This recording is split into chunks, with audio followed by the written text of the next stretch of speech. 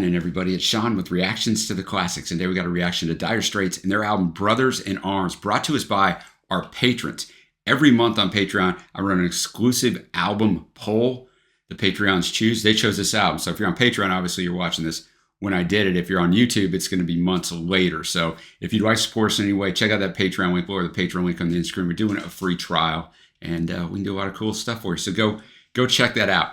The albums that I put up to do these exclusives are always heavy hitter albums that we just haven't done. And so the research is always incredibly extensive. So as has been on all my other Patreon exclusives, the research can be a little longer. I'm not going to bore you to death, but this album, I own this cassette back in the day, but I never played it. I played one song on it. That's just kind of how you did, or how I did. So, and I got a whole story of how I felt about Dire Straits at the time and stuff. And I'll let that unfold as we get into this, but let's jump on it. It's their fifth studio album, released in May of 1985 by Vertigo Records internationally, and of course Warner Brothers in the US. It was the first album in history to sell over 1 million copies in the CD format.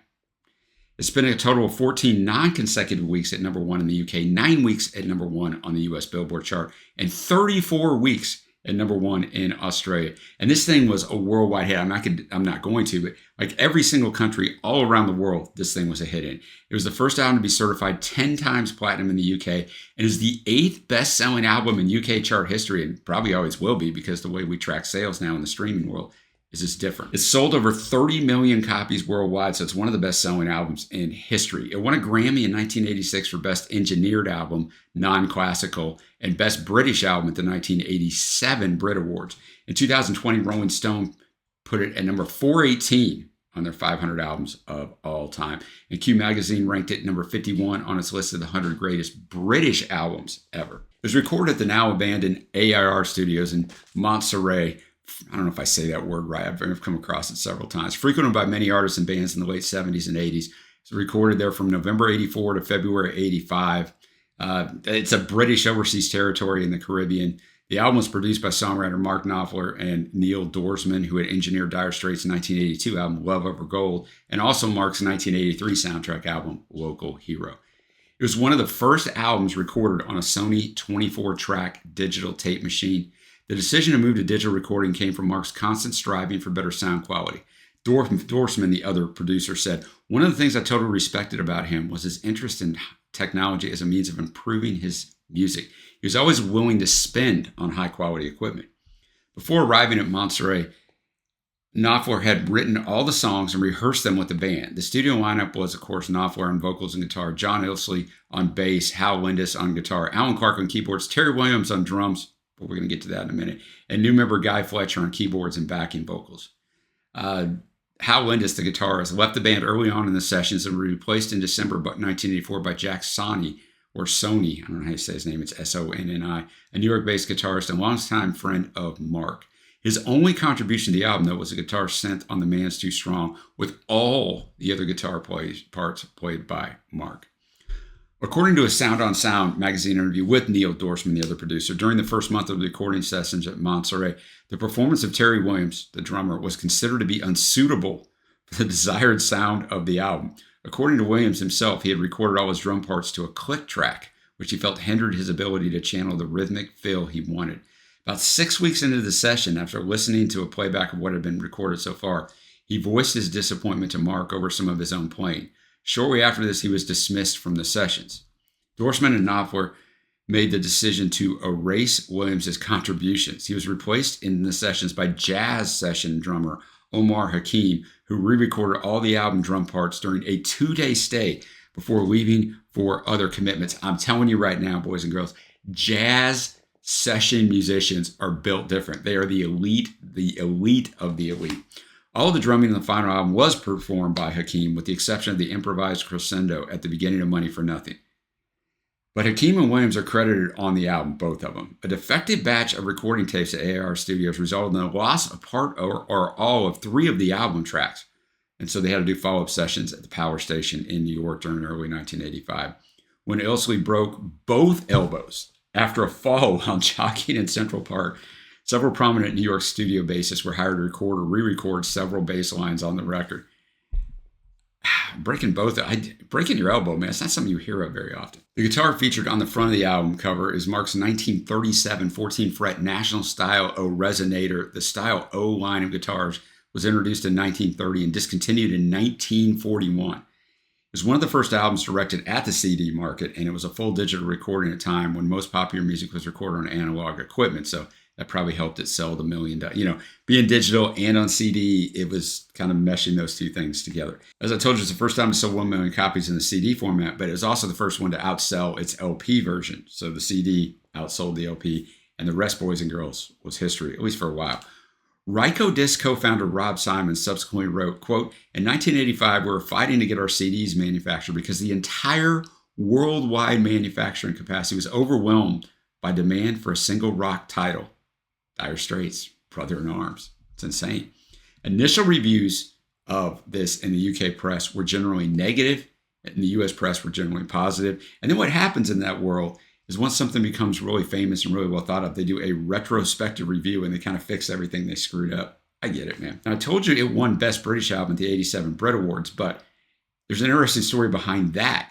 It's a first-time occurrence that it had actually been nominated for Best Album a year earlier, but lost out to Phil Collins' No Jacket Required before being nominated again the following year due to its chart longevity, which let me get into that, and then we're going to dive into the album because I knew this album was big. I had no idea, like zero idea.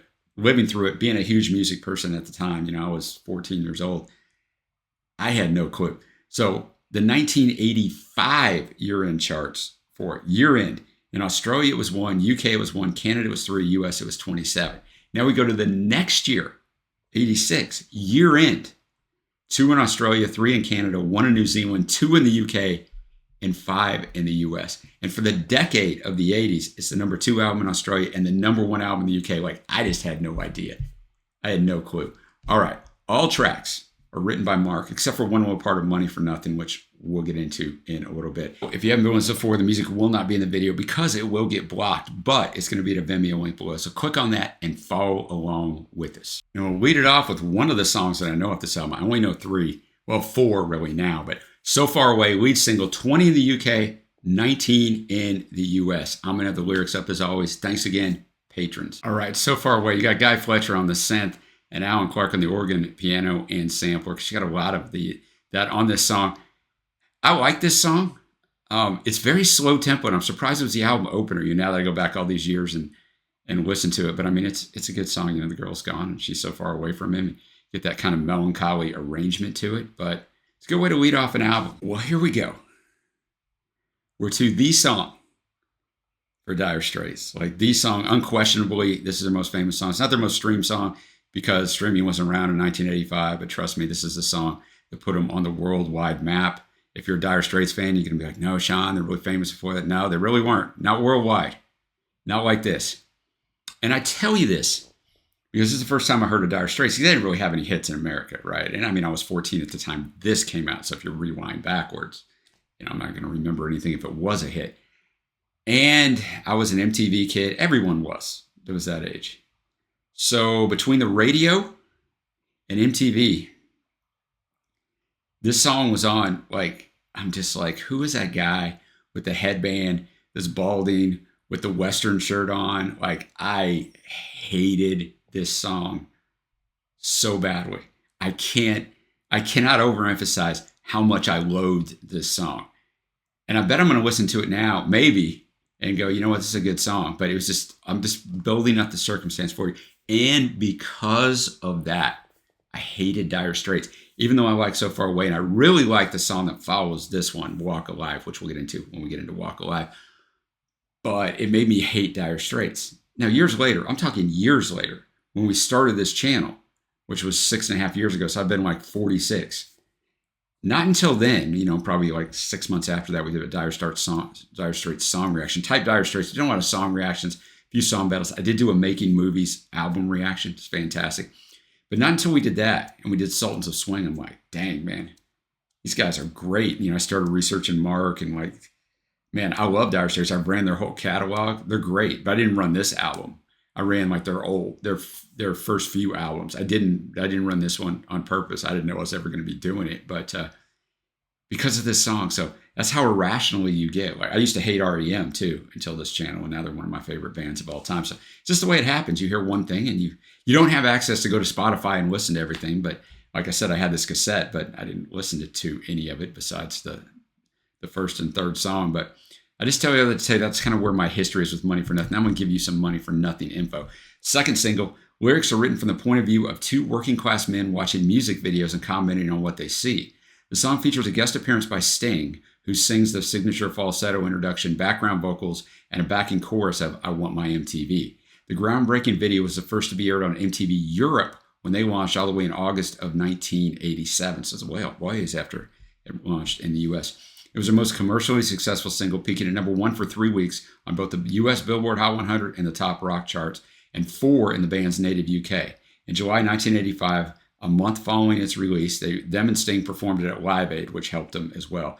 At the Grammy Awards, I already told you what it won for. It was nominated, though, for Best Rock Performance by a Duo or Group and Record of the Year and Song of the Year. At the 1986 MTV Music Awards, they received 11 nominations, winning Video of the Year and Best Group Video. It is widely considered the band's signature song. I mean, they got a lot better songs, but I'm not going to get into that.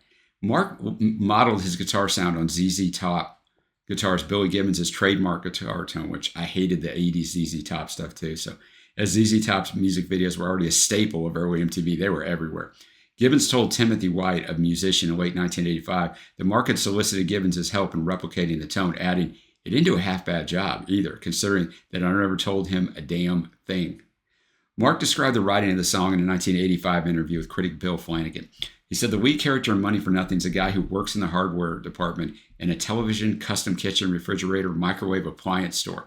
He's singing the song. I wrote the song when I was actually in the store. I borrowed a bit of paper and started to write the song down in the store. I wanted to use a lot of the language that the real guy actually used when I heard him say, because it was more real. Now, that was 85, but all the way up in 2000, he appeared on Parkinson on BBC One and explained again where the lyrics originated. He said he was in the New York City appliance store. At the back of the store was a wall of televisions that were all tuned to MTV. He said standing next to him watching TVs, there was a male employee dressed in a baseball cap, work boots, and a checkered shirt who was delivering boxes. As they were watching MTV, as Knopfler recalled, the man came out with lines such as, "What are those, Hawaiian noises? That ain't working." Knopfler then requested the pen to write the lines down and eventually put them to music. The first-person narrator in the lyrics describes a musician banging on the bongos like a chimpanzee and a woman sticking in the camera. Man, we could have some fun. The songwriting credits are shared between both Mark and Sting. According to Mark, he used the network slogan, "I Want My MTV," after seeing an MTV advertisement featuring the Police and setting it to the tune of "Don't Stand So Close to Me," of course written by Sting, hence the co-writing credit. Sting used to come to Monterey to go windsurfing, recalled John Ilsley, and he came up for supper at the studio. We played him Money for Nothing. He turned around and said, "You've done it this time, you bastards." Mark said if he thought it was so good, why didn't he go and add something to it? He did this bit there and then. Now, Sting talked about this in 1987 about his co-writing credit. He said, "Mark asked me to go in the studio and sing the line, 'I Want My MTV.' He gave me the melody and I thought, oh great, don't stand so close to me. That's a nice quote. It's fun." So I did it and I thought nothing of it until my publisher's Virgin, who I've been at war with for years and I have no respect for, decided that was a song they owned. Don't stand so close to me, because it's the melody of it, right? They said they wanted a percentage of the song, much to my embarrassment. So they took it. However, keyboard player Alan Clark claims the "I Want My MTV" intro was his idea, not Knopfler's. According to him, the song originally began with a guitar riff, and then he developed the intro on the keyboards and sang "I Want My MTV" on top during a break in rehearsals for the album. The music video for the song features early 3D computer animation illustrating the lyrics. The video is one of the first uses of computer-animated human characters. Of course, "Take On Me" by a-ha was 85, so a little before, or right in there with it, I guess. It was groundbreaking at the time of its release. Originally, Mark was not at all enthusiastic about the concept of the music video. MTV, however, was insistent on it, and his girlfriend kind of convinced him to do it, because Mark just wanted to play the music. He didn't care about all that stuff. So I know it was long, but I mean, this song's important, and you might not have needed to hear my perspective, but I want you to know my perspective. This, what I thought of Dire Straits, how we can all make those decisions on artists sometimes, and it's not true at all. I've had several artists on this channel that I love now that before I was like, I don't like them, or they're all right. But this song is these songs on this album are long. There's 9 songs and they're 55 minutes long, and this song is over 8 minutes long. It's like 8.5 minutes long. So it's the extended version, which I've never heard. take a deep breath, Sean, and get through this. Maybe I'll love it. All right. I didn't realize that Sting was so prominent on here. I mean, obviously, the I Want My MTV, but he sings parts of a chorus there. And maybe some of this was cut out of the single version. You know, the first minute 40 was just the instrumental build up and the I Want My MTV. When you read the lyrics, like in this, like I won't ever go listen to this song on my own again, but like when you listen to it in this format, headphones, focus on the lyrics and knowing that Mark wrote it and why he wrote it, it's a phenomenal song. I can't believe I'm saying this. It's a phenomenal song. It is, man. It just is. I saw that the director that did this was the same director that did Aha's Take on Me. I guess he's probably the only dude who knew how to do that kind of computer animation in a music video at the time, but it's so good. It caused some controversy because in verse 2, he uses a word that's now a derogatory word in the LGBTQ community. I'm not a member of that community, so it may offend you.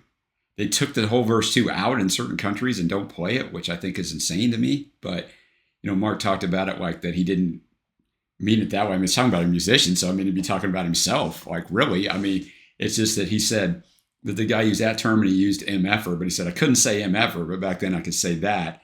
So I don't know. I just wanted to mention in there, but something about Mark, and I mean, you know, I'll get into it at the end, but I'll tell you this now. I've said it on several Dire Straits videos. He's one of the greatest guitarists ever. One of the greatest guitarists I've ever heard. One of the things I love about him is he's subtle, man. He does not go out there and try to just shred it and go crazy on every song. He could.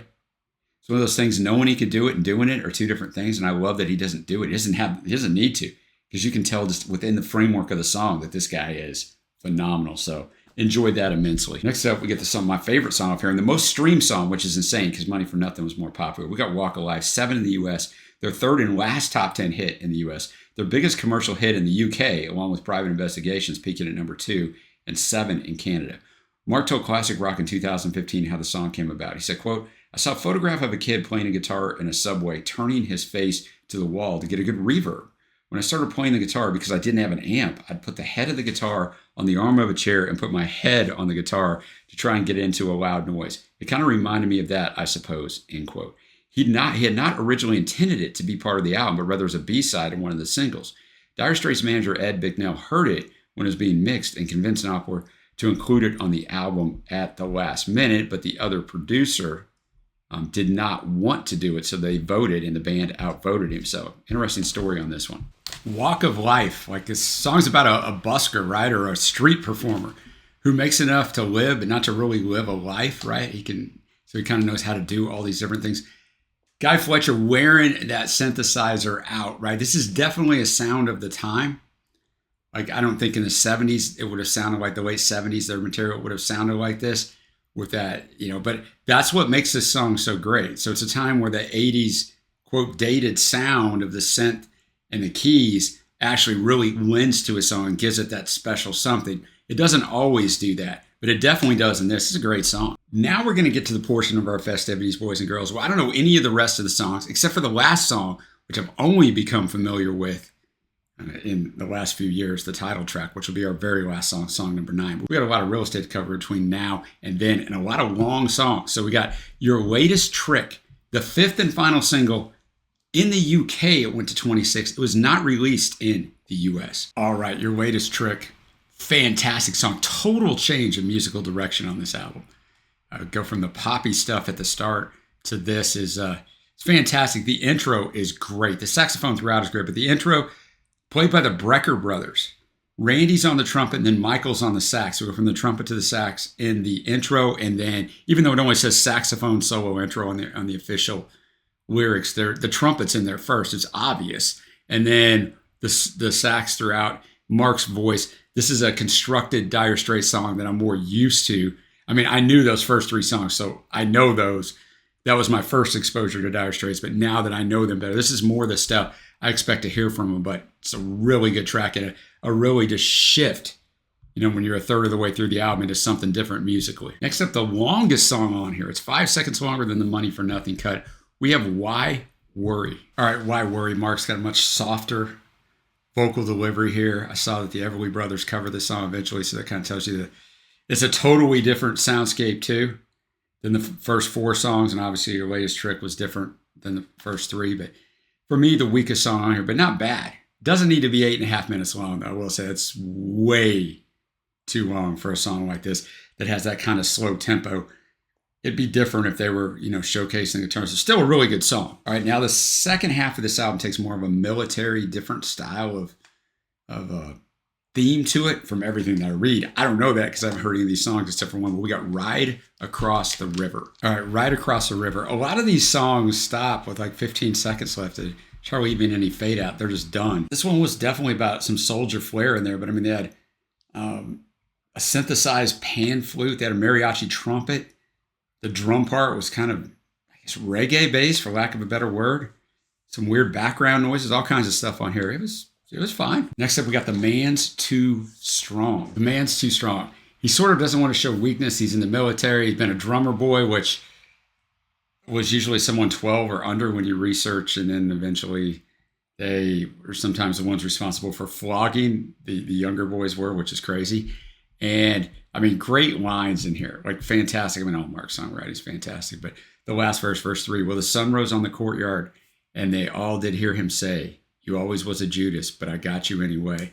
You may have got your silver, but I swear upon my life, your sister gave me diamonds and I gave them to your wife. So the chorus, oh Father, please help me for I have done wrong. The man's too big, the man's too strong. So I almost really, and I even say the first 3 songs are all different as well, but they were just the hit songs and more commercially appealing. The rest of these songs all have a different style to them, which is how I view Dire Straits. I don't view Dire Straits when you say, oh, it's Dire Straits. I view them as having great musicianship, great songwriting, but there's not a style that I just instantly think, oh yeah, that's Dire Straits. That's a big compliment. It's something I never thought about. Next up, we have One World. All right, One World. Just basically all the things he can't get, right? Can't get no sleeves for my records, can't get no laces for my shoes, can't get no fancy guitar, or can't get no fancy notes on my blue guitar, and then that refrain, I can't get no antidote for my blues. Oh yeah, oh yeah. I mean, it could have been called No Antidote for My Blues, but it's probably too lengthy of a song title. And, they just kind of just plays that out through the song. The last verse 4, can't get no remedy on my TV. This is like true now as it was in 1985. It's nothing but the same old news where they can't find a way to be one world in harmony. So we get that one world in there, but it's fine. And now we get to the final track, the title track, Brothers in Arms. It was written back in 1982 when, of course, Britain was engaged in the Falkland War. It won the Grammy Award for Best Music Video in February of 1987. A music video I just saw a couple years ago on one of our live streams that we were doing. Otherwise, I didn't know this song. I mean, it wasn't released in the U.S. It is a fantastic song. I've only heard it a couple times. All right, Brothers in Arms. Fantastic song. Just a fantastic soundscape. The third verse, it's only 3 verses. The third verse, now the sun's gone to hell and the moon riding high. Let me bid you farewell. Every man has to die, but it's written in the starlight and every line in your palm. We're fools to make war on our brothers in arms. And then with that just emotive guitar solo to finish us off. It's a great song. Now we'll get to my favorite tracks. Honorable mention your latest Trick faves. I mean, these are not going to be a surprise, but So Far Away, Walk of Life, Brothers in Arms, and I can't believe I'm saying this, although, I mean, nothing shocks me. I've learned on this channel that my opinion changes and evolves over time, but Money for Nothing is a fave. I said it. If you would have showed this to my 15-year-old self, I would have slapped myself silly. Now we're going to get to my overall score. I don't usually struggle with overall scores. There's almost 3,300 videos up on here, so I've done this once or twice. But this one, I'm struggling with the overall score. I just don't know. Usually I know. Because you saw 5 of the 9 songs end up as favorites or honorable mentions. 4 are faves. The rest of the songs are fine. There's a great diversity of musical style on here. So I definitely respect that as well. But man, this one's tough on me. I'm going to be at a 7.75. You could convince me at 8.0, but I'm going to go with 7.75. I still think it's really well done. There's only 6 Dire Straits albums. They're all good. This is not my favorite. I don't think this is the best. I think Making Movies is. I think you make an argument for the self-titled. But they all have their own nice nuances, right? I mean, Communique is tough because it came out just less than a year after the self-titled, back when they really rushed you to put out another album. It's still good. It feels a little rushed. I get it. But, everything's good. Everything's good that these guys put out. Great musicianship, but I got to stop on Mark for just a second and just say that Mark is just fantastic. He is a fantastic, underrated songwriter. I mean, doing what I do here, where I read lyrics all the time, he's one of the best. He's that good.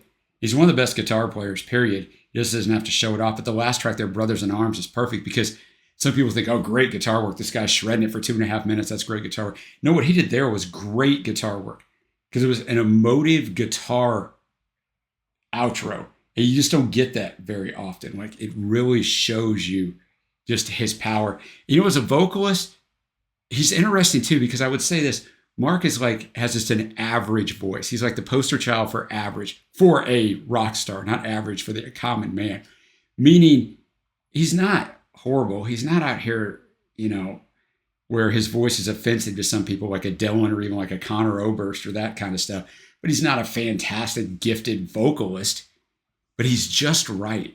Like, I enjoy his voice, and it's like you want to crawl inside the song and just listen to what he has to say. It's very pleasant on the ear. So those are my thoughts on the album, and also just on Dire Straits, and especially Mark Knopfler. But let me know what you think of this down below. What's your favorite songs? Where do you rate it in the catalog? Should I rate this album higher? I don't know. I think it got rated so high on some things because of the hits, which the hits are great, but I think some of their other work is more consistent, but still really, really well done. All right. Thanks to the patrons for voting on this. Reminder, if you want to be voting on polls and be a part of picking these things, go check out the Patreon link, free trial. We can do some cool stuff for you. If you haven't already, hit the thumbs up and the subscribe button. And until next time, guys, I will see you.